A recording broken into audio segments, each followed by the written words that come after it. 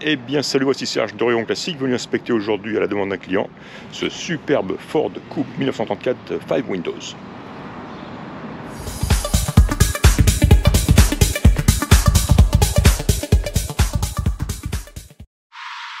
voilà au volant de ce coupé Ford de 1934.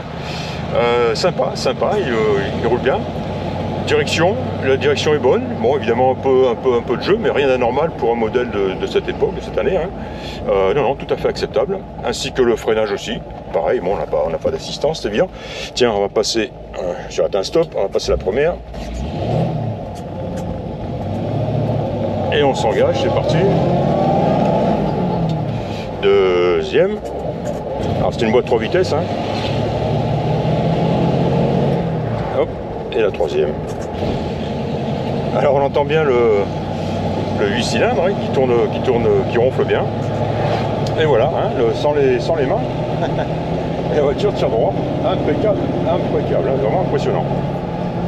Et puis on voit qu'elle répond bien, elle avance bien. Le V8 tire la voiture sans problème.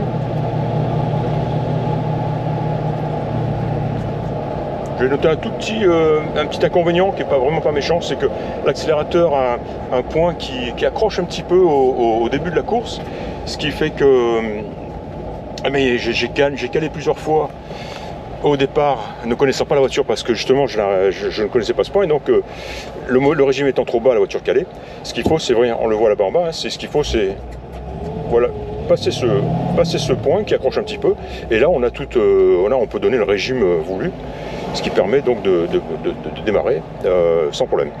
Donc voilà, un petit point qui accroche sur la trajectoire, on va dire, de la pédale, de l'accélérateur. C'est à peu près tout ce que j'ai noté. Le frein à main fonctionne, le compteur de vitesse fonctionne, jauge de... Bon, ça c'est la batterie, je pense. C'est des...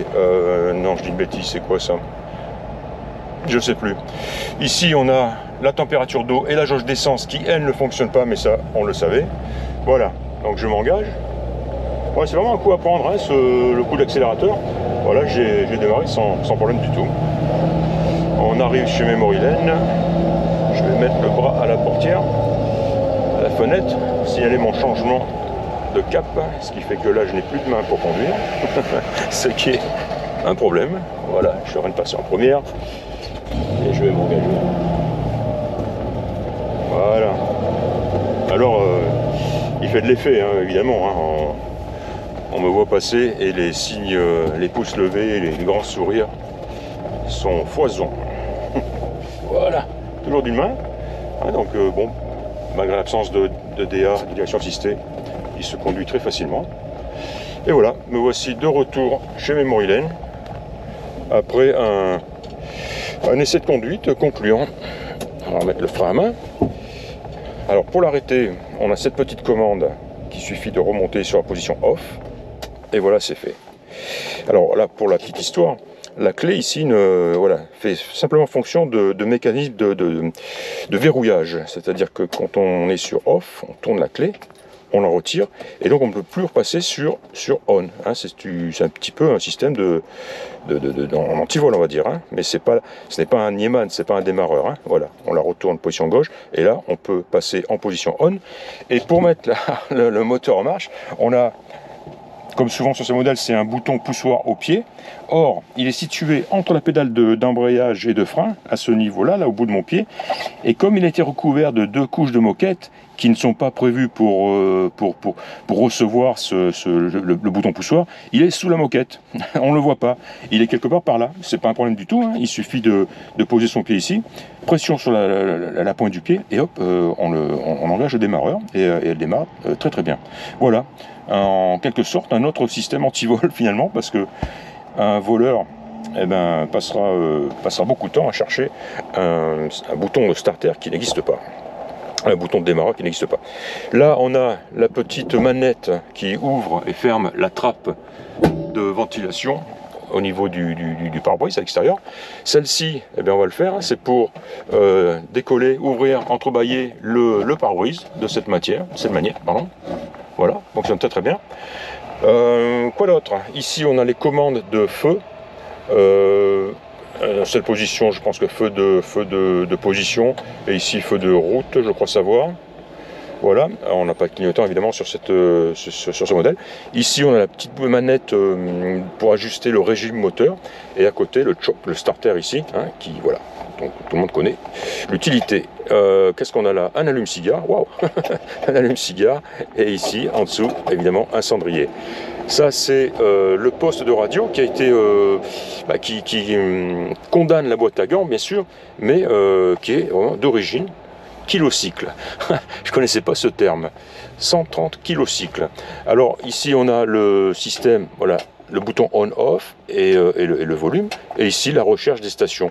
Alors Ilan m'a dit qu'il fonctionnait.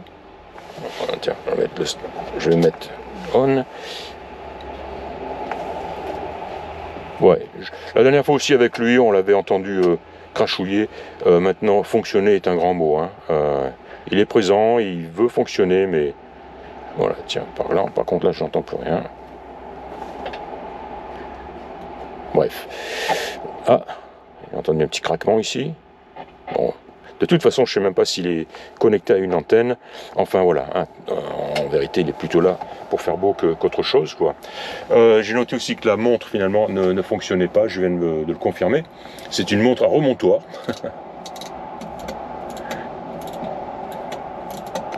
Ah non, en fait, il n'a pas remonté. Je l'ai vu ce matin actionner le petit remontoir, mais je pense qu'il le tournait dans le mauvais sens.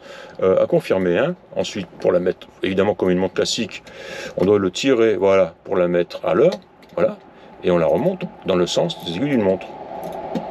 Je reviendrai dans 5 minutes voir si l'aiguille a bougé. Hein. Voilà, pour ce qui est de l'intérieur, alors on le sait, hein, cette jauge d'essence qui ne fonctionne pas.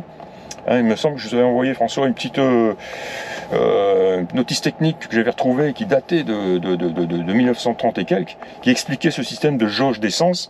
En fin de compte, c'est une jauge d'essence qui est... il y a un petit siphon, ici en bas, avec normalement un fluide de couleur rouge, je crois. Et ce siphon est connecté par un intermédiaire de tuyauterie au réservoir.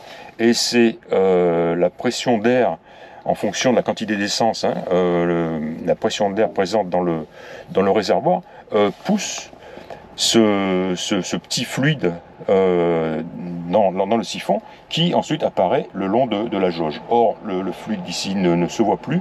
Alors, est-ce qu'il n'est plus là? Est-ce qu'il y a une fuite pneumatique, une fuite d'air ou liquide, hein, qui aurait donc qui expliquerait donc le manque, soit que le fluide est disparu, ou que la pression ne soit pas suffisante pour le tenir poussé dans la jauge, enfin dans les limites de la jauge. Voilà, on ne sait pas. Voilà. Toujours est-il que à droite on a ça, par contre c'est peut-être selon le même système, je ne sais pas. Hot, cold, normal, heat. Donc ça c'est la jauge de température d'eau qui elle semble fonctionner. Voilà. Ça, je pense que c'est un voyant de charge, hein, simplement. Parce que je vois C, D, charge, discharge, je ne sais pas. Hein, peut-être, oui, en volts, puisqu'elle est étalonnée entre 0 et 20 en positif et 20 en négatif. Voilà. Cet intérieur est très joli. Alors, épaisse moquette au sol, très très joli. Très confortable. On a un porte-carte situé là-bas. Une belle banquette, alors recouverte de cuir ou vinyle, je ne sais pas, hein. Ça a l'aspect du cuir en tout cas, quoi, hein. Mais ça a été joliment fait, bien fait. Évidemment, ce n'était pas le cas hein, quand ces voitures-là d'origine, d'usine, n'étaient pas, la sellerie n'était pas en cuir, hein, elle était toujours en tissu, une espèce de velours. Hein. Donc là, tout a été refait, y compris les panneaux intérieurs, les panneaux de porte. Et ça a été joliment fait. Alors derrière, petit détail sympa, on a un store roulant qui fonctionne.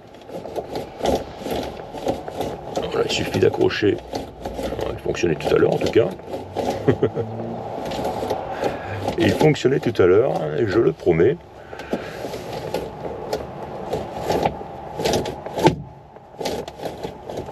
Bien. Eh bien, il me fait mentir. Enfin, en tout cas, voilà, on a un store qui normalement se bloque quand on a passé un certain point. Voilà, ceci est la fenêtre d'ouverture, de la commande d'ouverture de la fenêtre arrière, de cette fenêtre-là. Enfermer, ouvrir dans ce sens-là. Pas très pratique, hein. Ils auraient pu mettre une manivelle, ça aurait été mieux. J'ai été surpris au départ, mais je confirme hein, que sur tous les modèles, c'est bien cette petite poignée en T ici qui sert qui fait l'office de manivelle, disons, fermeture. Voilà, c'est fait. Et ça, c'est la porte, c'est la poignée, elle, de déverrouillage du rumble seat, hein, voilà, du siège arrière. Hein. Le ciel de toit est très très beau, lui aussi hein, recouvert de la même matière que la sellerie, que la banquette. De très beaux pare-soleil aussi. Ah ben voilà, elle marche cette montre. Voilà, je vais apprendre quelque chose à Ilan de chez Memory Lane. On remonte bien une montre dans le sens, sens des aiguilles d'une montre comme on dit. Hein. Voilà. Pour en revenir à ce toit, eh bien on le sait aussi, hein, il a été...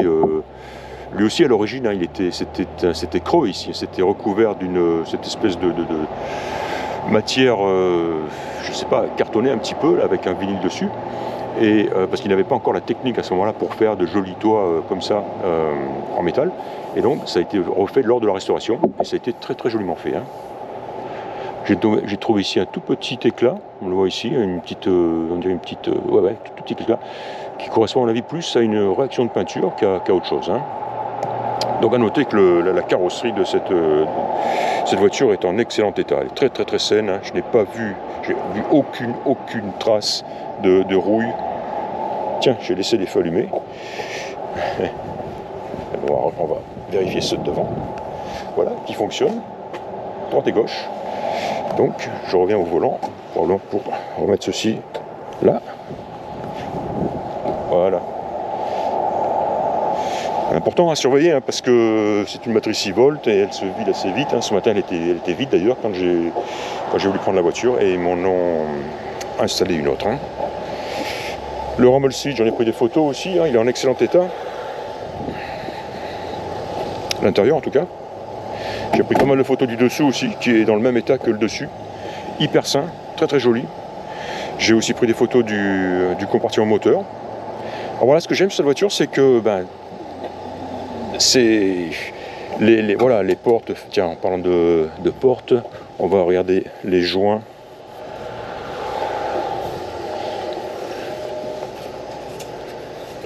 C'est bizarre, elle est même pas, finalement, il n'y a même pas de joint d'étanchéité, ni sur la porte, ni sur le montant. Et pourtant, quand on ferme, on a vraiment une impression d'étanchéité. C'est incroyable. Ça prouve à quel point la carrosserie est bien... Il n'y a pas de joint ici. Hein. C'est métal contre métal. Il y a un petit tampon, un petit arrêtoir ici, justement, pour éviter le jeu de la porte, quoi. Mais quand on roule, on ne sent pas l'air passer ou aucun bruit d'air qui filtrerait à travers les ouvertures. Non, impressionnant. Hein. Bel alignement en tout cas. Les panneaux du capot moteur qui s'ouvrent hein, sur le côté, on connaît, avec un petit système en dessous, je l'ai pris en photo pour déposer ou recevoir le panneau en position ouverte. Tout ça est très très bien, très joliment fait. Les chromes sont magnifiques, les grandes gamelles et les jolis klaxons qui ne fonctionnent pas, on le sait. On dit qu'ils regarderaient mais sans vraiment s'engager. N'étant pas sûr si c'est simplement un problème de faisceau, hein, de manque de connexion, une connexion défectueuse, ou un problème plus important. Finalement, ils ne savent pas si ces klaxons fonctionnent réellement. Quoi, hein. Donc ils m'ont dit que, encore une fois, hein, qu'ils allaient y jeter un œil, mais sans vraiment s'engager, sans me promettre que ce sera réparé. Voilà, très beau pneumatique, très belle jante. Encore une fois, la carrosserie est nickel. Et en parlant de carrosserie, j'ai noté un deuxième petit point, petit défaut ici, à ce niveau-là, où on a une espèce de fissure, on va dire, hein, qui fait 5-6 cm de long. On la voit ici. Hein. Voilà. C'est tout. Sinon, non, encore une fois, hein, très belle carrosserie. Alors, c'est tout du métal. Hein. Il n'y a pas de fibre de verre. Tout a été refait et maintenu conformément à l'origine, donc en métal. Très belle sortie d'échappement. Très, très belle. Roue de secours en place, bouchon de réservoir d'essence, des jolis petits liserés aussi verts qui vont très très bien à cette couleur. Et puis voilà. Ouais, encore une fois, hein, on a vu hein, avec quelle facilité le pare-brise s'ouvre, la glace arrière s'ouvre. On tient idem pour les vitres latérales. Hein. Elles sont fumées en plus, c'est joli. Hein. Mais voilà quoi. Ça monte, ça descend. Ah. Il faut y aller doucement, sinon elle décroche, elle débraye. Voilà, il faut y aller avec douceur, on va dire. Ah, voilà. Ouais. On dirait qu'à certains moments, la vitre ne suit plus. Bon, on monte évidemment, avec le poids de la vis, ça va. Mais en descendant, à ce niveau-là, hop, elle débraye un petit peu. Elle ne suit plus le mécanisme. Ouais, voilà. Donc à savoir, hein, j'avais pas vu ça. Sinon, poignée de verrouillage. On va aller tester la fenêtre de l'autre côté.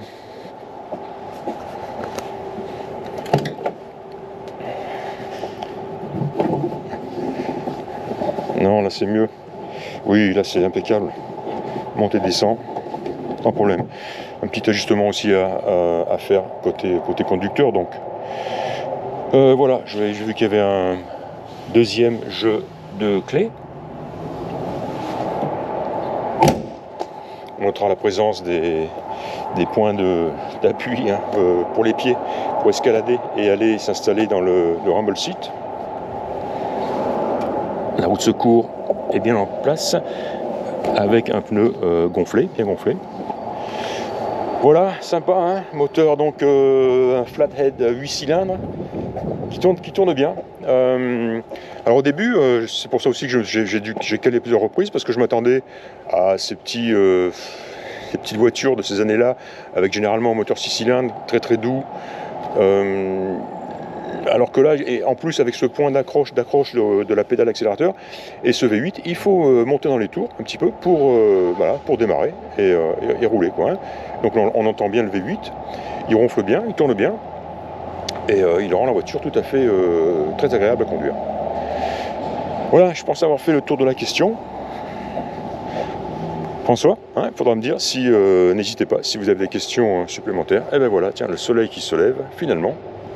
Merci, au moment où j'ai fait 150 photos. Mais bon, c'est pas grave. Hein. Voilà, c'était donc Serge d'Oregon Classique. Je vous ai présenté aujourd'hui un Ford Coupe de 1934, version 5 Windows, et un moteur flathead 8 cylindres. J'espère que vous aurez apprécié cette inspection et je vous dis à très bientôt. Au revoir.